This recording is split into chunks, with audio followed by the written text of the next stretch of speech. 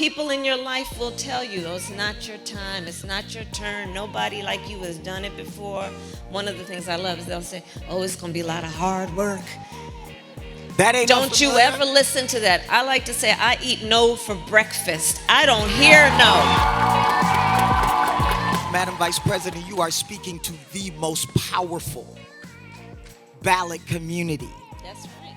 We have. What do you tell these chiefs about what they need to do with that power? We have extraordinary power.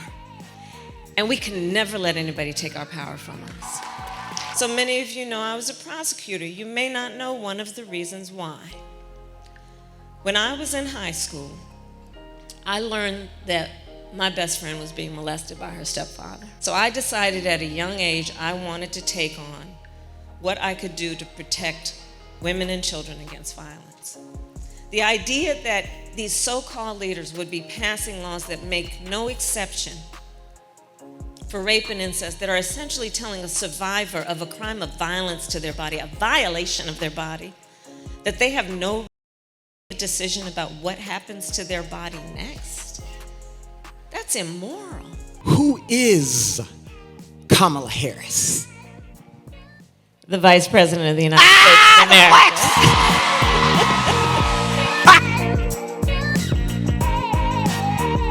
I'm not going to waste a lot of time because this is about to be a really important conversation. So what I'm going to do is simply invite you to what we here at Essence call Chief to Chief. It's a franchise we have where we engage with black women who are playing chief roles in community, in corporations, and in several other places. And its only intent is to do one thing. It is to tell the story of people who are playing chief roles so that you know the chief within yourself. And so today, as a part of this series that continues to be an emblem for how great the black woman is as the CEO of Home, Culture, and Community, we have with us the first black female vice president of the United States, Vice President Kamala Harris!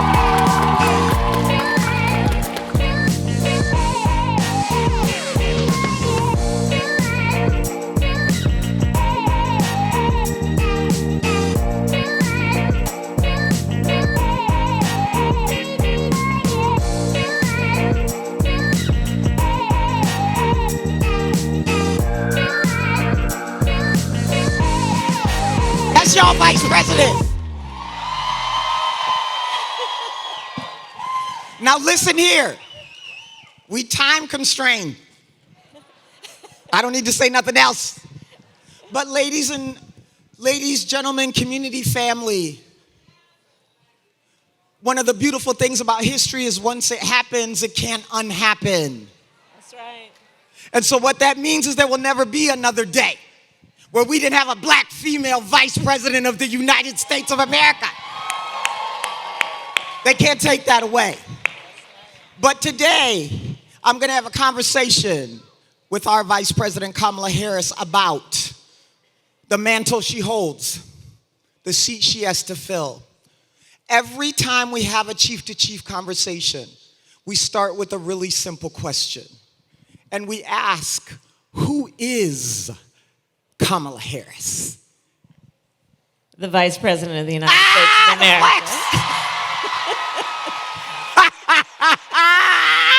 She said, in case you didn't know. I can't even repeat that. And I am a wife. There you go.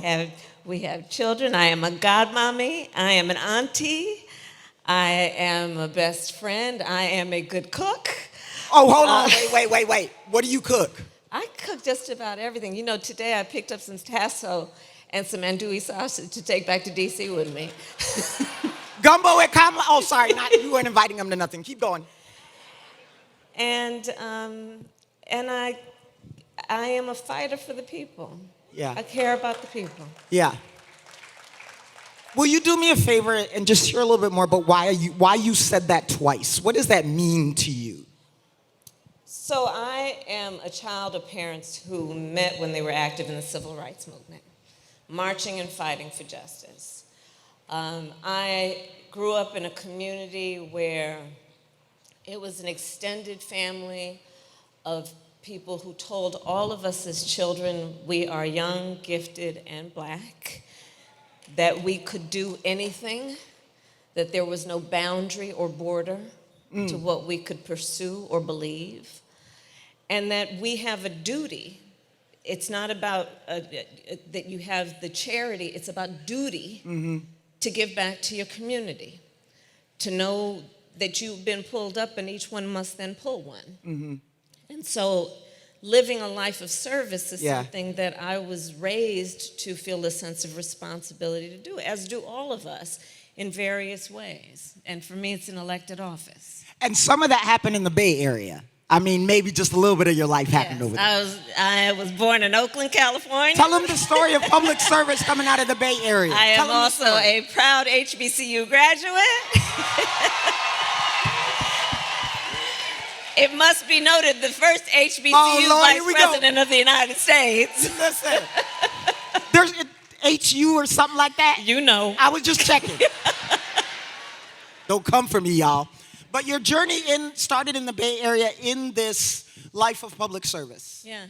Where does that start for you? You talked about it being important for your parents, but like what led you to stay in that path? Because you did quite a few things in California.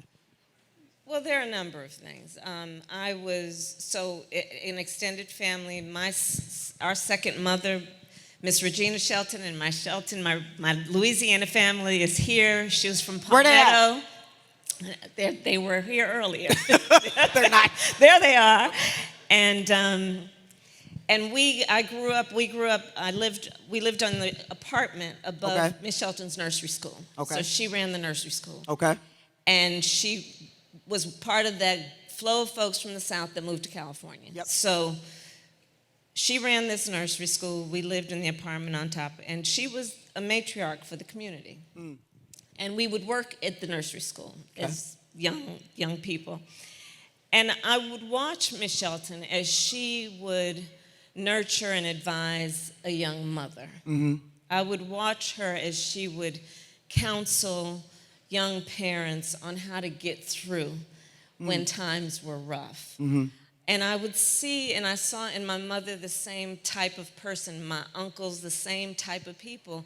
You know, I had my Uncle Sherman, who was one of the first Black graduates of Berkeley Law School, who every time anybody in the community had a problem, they'd say, call Sherman. Sherman will help you figure that out. And so I was raised by and among a bunch of people who really felt a responsibility to give and to serve. And it was expected of all of us that we would do the same. And that is the life I've chosen to live. So, go ahead. Because I think many people understand, especially for Black, right? We live in community, and the lawyer in the community is everybody's lawyer. That's right, for every reason. The store owner is everybody's store owner, whether you got money or not, you get an IOU, all those sorts of things. And so I think it is very familial and selfless to exist in Black community. When you think about then, and one of the things we are hearing a lot in this season is about how consequential this election season is. That is a word that's being used a lot, but means something different as we look at what this particular season will leave us with if it doesn't happen in a way that this community needs to participate to make it happen. Tell us a little bit about what consequential means in this time and why this consequential is very different than any other one we've had in recent history. Caroline and everybody here, this is probably the most significant election of our lifetime. You know, we have said it every 4 years, but this here one is it. We are looking at an election that will take place in 122 days. 122. Where on one side, you have the former president who is running to become president again, who has openly talked about his admiration of dictators and his intention to be a dictator on day one, who has openly talked about his intention to weaponize the Department of Justice against his political enemies, who has talked about being proud of taking from the women of America a most fundamental right to make decisions about your own body. And then last week, understand, sadly, the press has not been covering it as much as they should in proportion to the seriousness of what just happened, when the United States Supreme Court essentially told this individual who has been convicted of 34 felonies that he will be immune from essentially the activity he has told us he is prepared to engage in if he gets back into the White House. Understand what we all know. In 122 days, we each have the power to decide what kind of country we want to live in. Understand what we know. When there has been a full-on intentional attack against hard-fought, hard-won freedoms and rights. When I talk about the family that raised me, yes, they took me in a stroller as they were marching and shouting for justice, knowing that justice will not be achieved unless we are prepared to march and shout and fight for it. And one of the ways we do that is through our vote. This here election, let's think about the significance of the United States Supreme Court. 2 years ago and some days now, we commemorated a decision by the United States Supreme Court, the Dobbs decision, that undid the protections of Roe v. Wade. Understand how that happened. The former president, who wants to be president again, hand-selected 3 members of the United States Supreme Court with the intention that they would undo the protections of Roe v. Wade, and they did as he intended.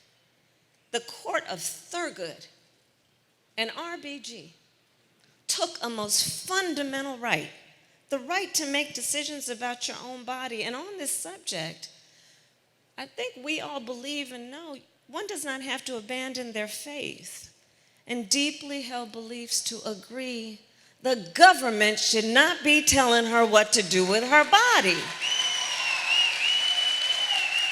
If she chooses, she will talk with her priest or her pastor, her rabbi, her imam, but the government should not be telling her what to do. Understand that the former president, who is up for re-election, has said he is proud of what has happened, proud of the fact that our daughters will have fewer rights than their grandmothers, that we have seen in state after state, they're passing laws punishing healthcare providers, in Texas providing for prison for life for a doctor or nurse who provides reproductive care. Understand, laws being passed and proposed that make no exception for rape or incest. Caroline, you asked me about the things that have influenced my career. That's exactly right. So many of you know I was a prosecutor. You may not know one of the reasons why. When I was in high school, I learned that my best friend was being molested by her stepfather. And when I learned, I said to her, you have to come live with us. I called up my mother. My mother said, of course she does. And she came and she lived with us. Mm-hmm.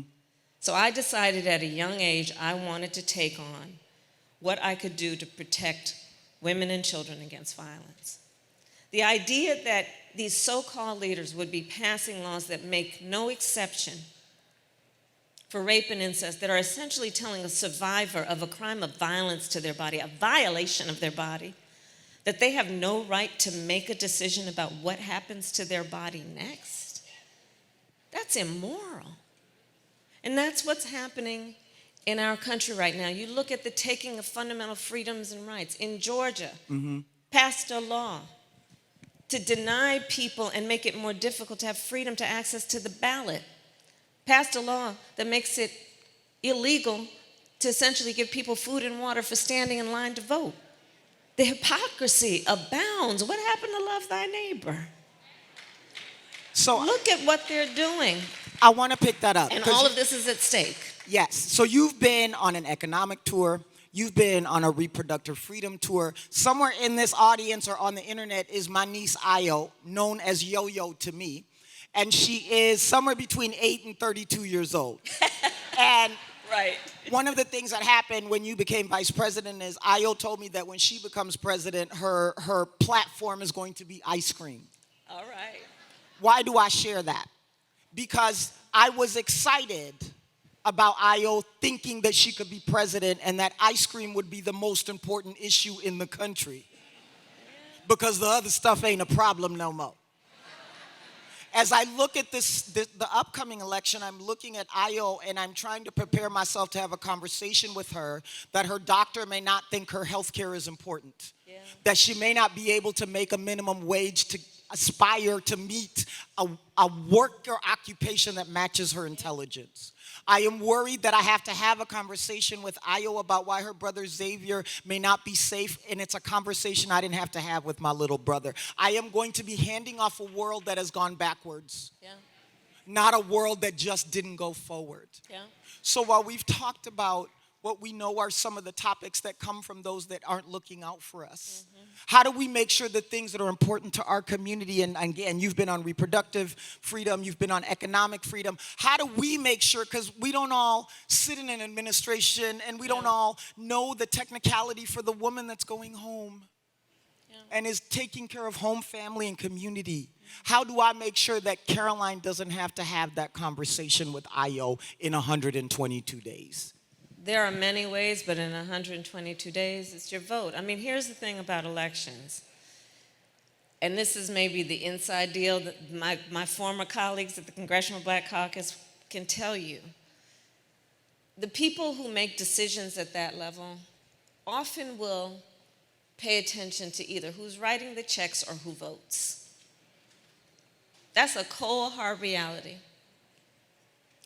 And so when we vote, that is, in a democracy, as long as we can hold on to it, the power that we have as individuals to weigh in on who is making decisions based on what we value and care about.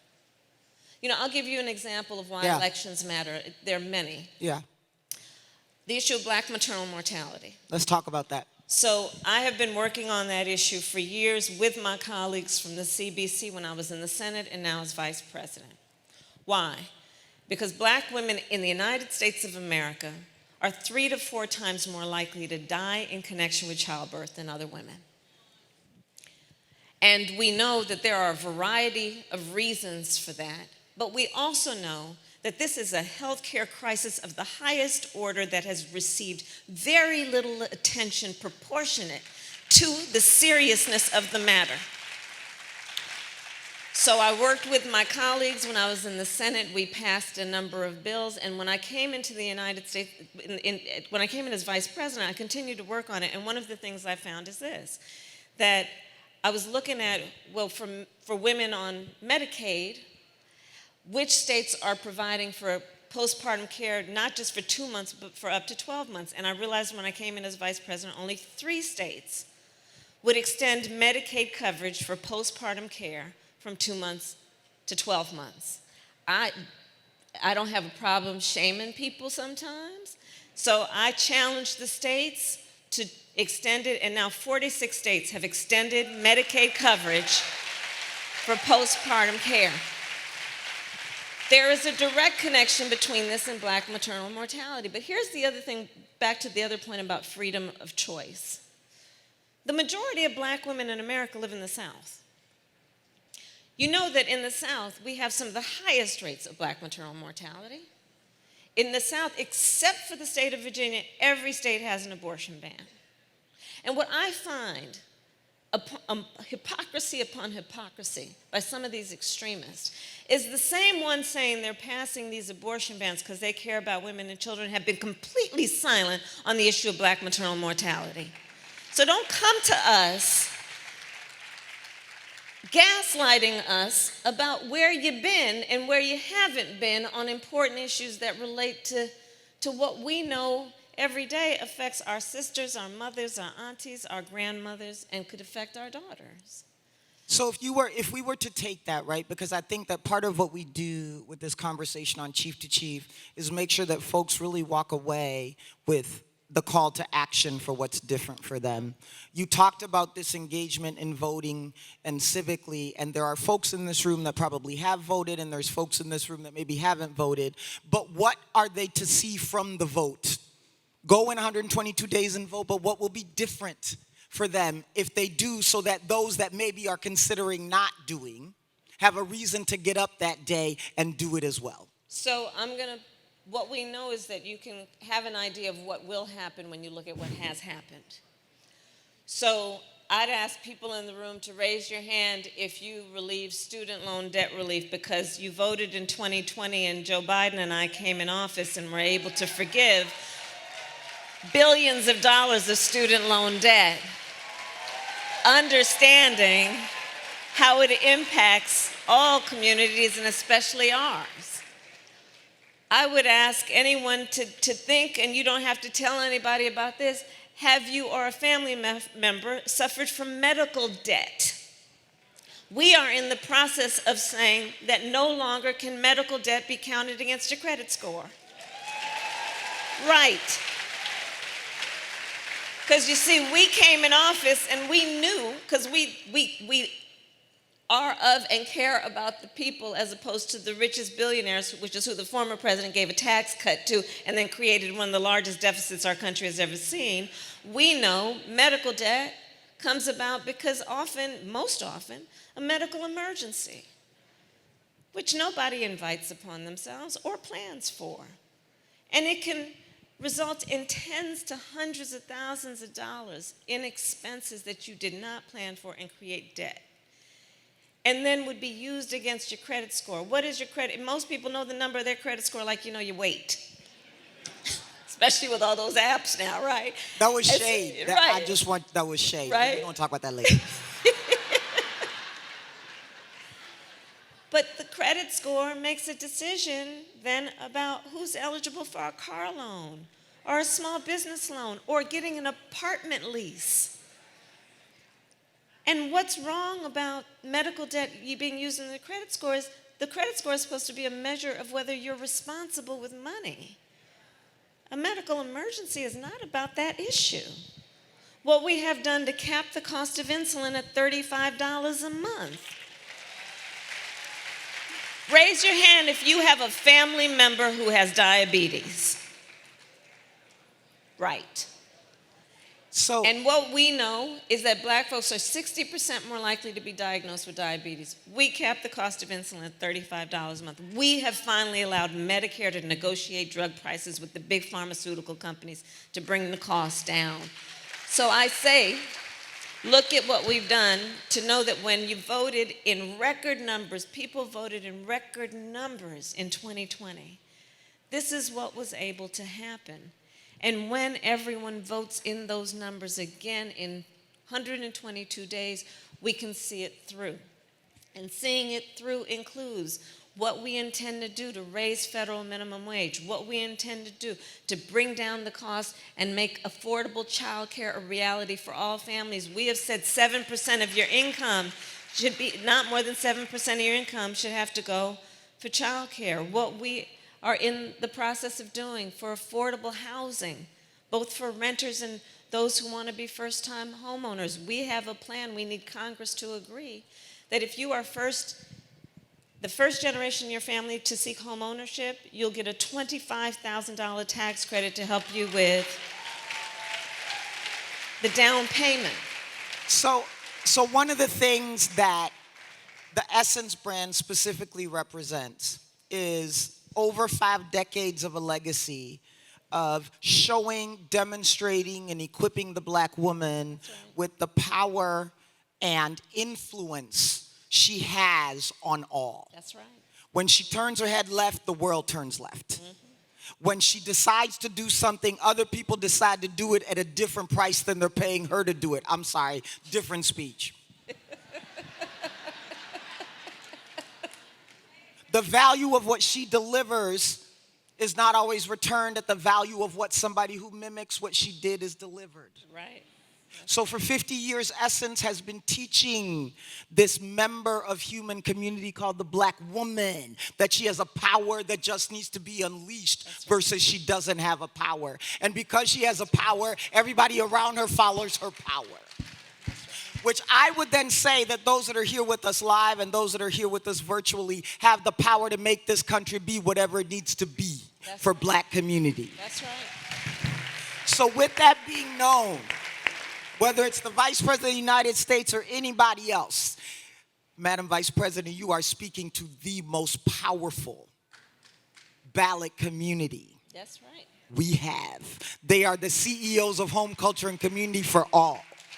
So if you were to be talking to them about what their power can do for Black, through the lens of the chiefs that they are of their community, and you knew that it was what you say that's going to make them do the thing that's right for them, what do you tell these chiefs about what they need to do with that power in 122 days?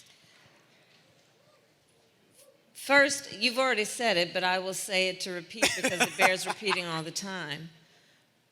We have extraordinary power.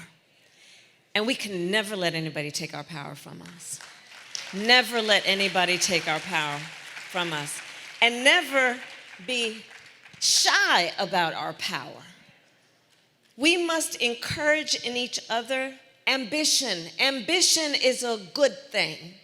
It is good to know one's power and then to go for what you want, knowing you can achieve it.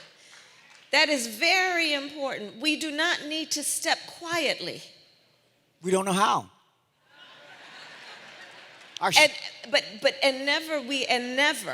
Never allow the circumstances or the situation that we know we experience, whether it be pay gaps or anything else, to make us feel small or alone.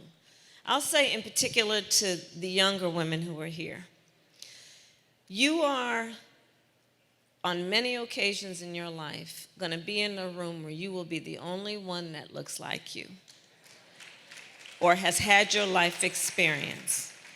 And what I demand of you is that you always walk in those rooms with your chin up and your shoulders back, knowing everybody here is in that room with you, expecting that you will carry the voice that is the strength and power of your voice. I will beseech you, don't you ever hear something can't be done. People in your life will tell you, oh, it's not your time, it's not your turn, nobody like you has done it before. One of the things I love is they'll say, oh, it's gonna be a lot of hard work. That ain't Don't you ever listen to that. I like to say, I eat no for breakfast. I don't hear no. I don't hear no. And don't you either. I'm stupid. I'm trying to think what my breakfast word is. I need some time. I don't have one, but I'm sure there's one there. Well, so as we close this conversation, but not this topic, as a person who has responsibility to be guide and guardian of this cultural artifact we call essence, that belongs to our community, there has never been a more urgent time for the CEOs to make the decisions they have the powers to make. There has never been a bigger time for you to believe that you can shift the circumstance of the community that you have, not just past survival, but to exactly what it should be based on how you contribute and exist.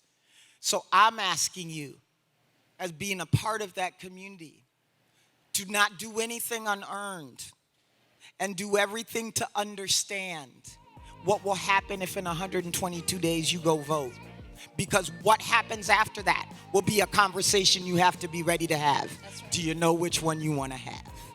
Ladies and gentlemen, first Black female Vice President of the United States, Kamala Harris.